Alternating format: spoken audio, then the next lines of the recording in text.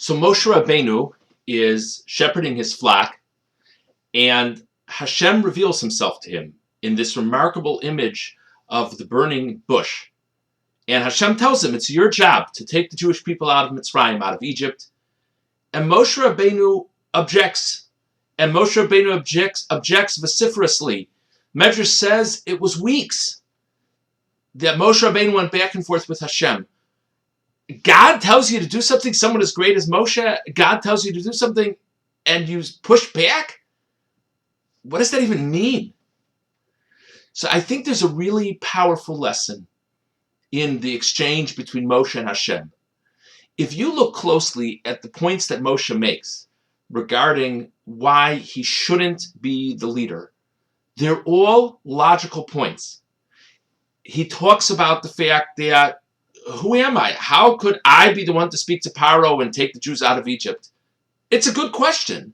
He talks about the fact of, why should anybody believe me? I'll show up, I'll tell the Jews I'm the Redeemer. Right. I mean, why should they believe you? He tells God that I don't speak well. How in the world will I be the leader if I can't even give a good talk, and it's hard for people to understand me, etc. Those are all excellent points. And at its core, what Moshe is really expressing in that moment is Moshe's expressing his humility. I think it's important to reflect on this. Humility, we think humility is just always saying, oh gosh, who am I? I'm nothing. That's not what humility is. Moshe Rabbeinu, of course, is known as the humblest of men. Humility is being honest. Assessing the situation how I would assess it if it was someone else and not me. So many other people, God would have come to them and said, you're the one.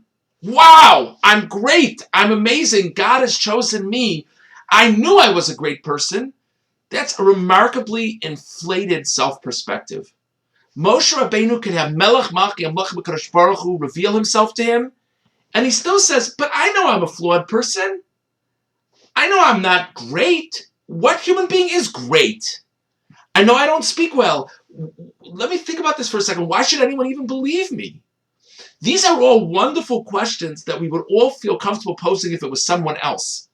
But if it was ourselves, we would allow our inflated egos to take over.